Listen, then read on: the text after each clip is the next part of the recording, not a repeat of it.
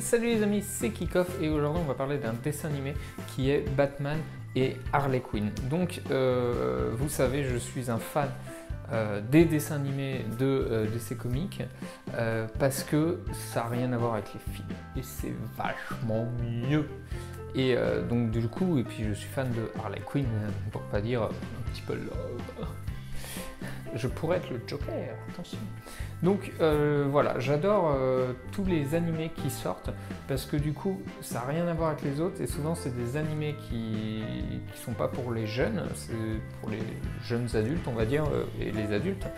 Et du coup c'est des animés qui sont sombres, qui sont beaucoup plus sombres que les films tout en restant un petit peu drôles et ça me gratouille en fait.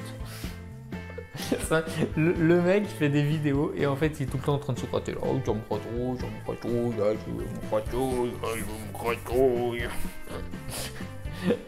Bref, je vais avoir une pulsion.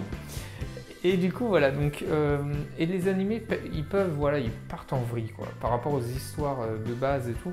Et donc là voilà, c'était un animé, c'était inédit. Ils se permettent d'aller dans des endroits de l'histoire hein, qui n'ont rien à voir avec les films. Et en plus du coup dedans il y a ma préférée, Harley Quinn. Harley Quinn, je l'adore, c'est mon personnage préféré. Et c'est en plus du coup comme je disais c'est inédit, c'est la première fois que je vois Harley Quinn en gentille. Vous verrez dans le film elle est plutôt du côté des gentils, même si elle ne l'est pas totalement. Mais du coup c'est la première fois que je voyais ce côté-là, enfin elle dans ce rôle-là. Et du coup c'est une histoire jamais vue qui est donc si elle est jamais vue, elle est inédite, que j'ai déjà dit tout à l'heure, et qui est vachement drôle. Voilà. À chaque fois leurs animés, moi j'adore. Donc la relation entre les différents personnages, elle est énorme. Elle est énorme. C'est vraiment des barres parce que du coup il y a Robin et compagnie. On retrouve tous les personnages de Batman, enfin tous, non mais la plupart. Il y a des séquences forcément légères, du coup dans les animés il y a un petit peu des allusions sexuelles ou autres.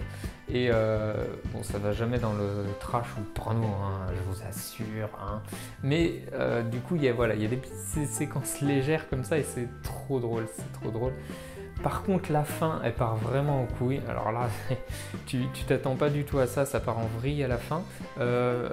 Mais voilà, il est sympa, il est sympa, il est sympa. Et puis, on n'a pas, là, c'est le premier animé, même en mélangeant avec les films, où on n'a pas un Batman comme d'habitude.